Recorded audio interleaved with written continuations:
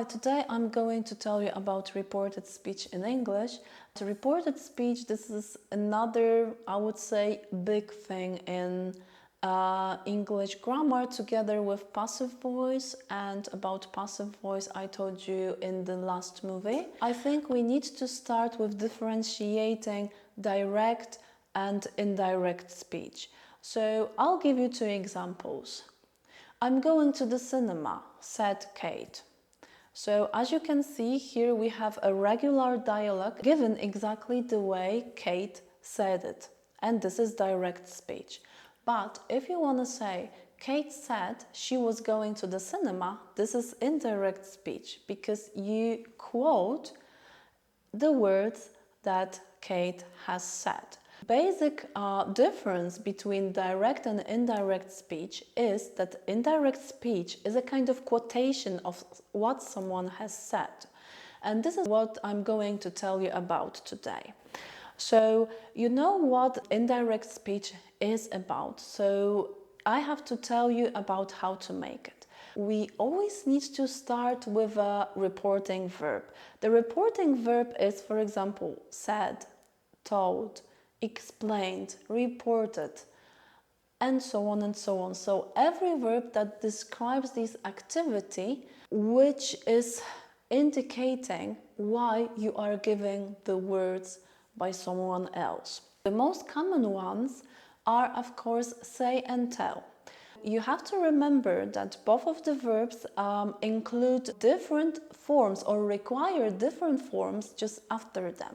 Say usually requires the word that or the quotation. So you can say, she said that she was going to the cinema, or you can say, she said she was going to the cinema. Both of the forms are correct. Tell requires direct object. So usually, she told me, she told him, she told my friend. She told my friend she was going to the cinema.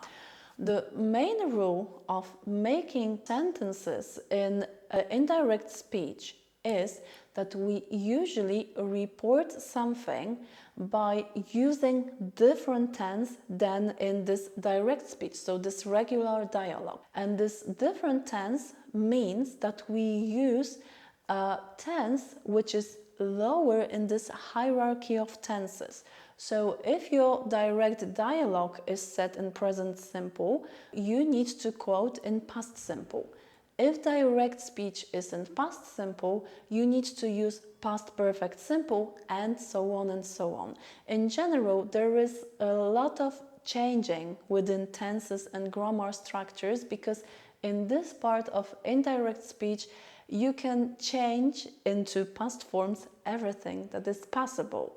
So in this chart, I'm going to show you how tenses change, and in another one, I will also show you how other words change, because as I told you, we can change everything. So first of all, personal pronouns.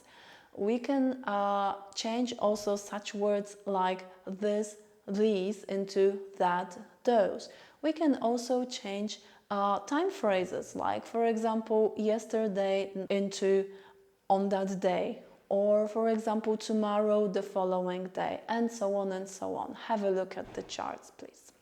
I also have to tell you that there are situations in which you don't need to change the tense, but there is one thing I would like you to remember. Each time you are preparing for an exam, I'm pretty sure that the person who created this exam, the tasks for your exams, will want you to use the tenses in this right way. So changes the tenses going a step down.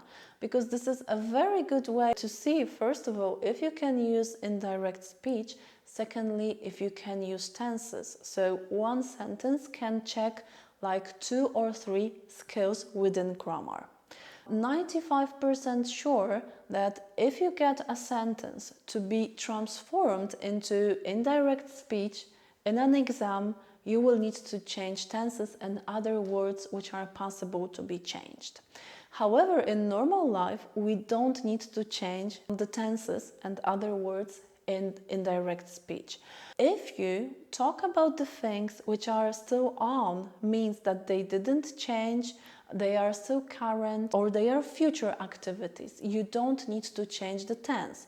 So for example, Kate said she's going to the cinema, because I can say that she will go to the cinema, so this situation isn't changed.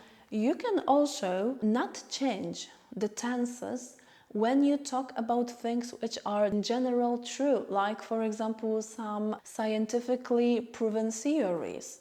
My teacher said the sun rises in the east. This is true, so you don't need to change the tense. You don't need to change the tense, or I should say you shouldn't change the tense, if you talk about the things which we as people believe in general. But you have to remember here in this situation that if you talk about situation, or if you talk about something that is not true, so it's not proven, or in general we consider not true, but someone believes that they are true, still you need to change the tenses and everything that can be changed.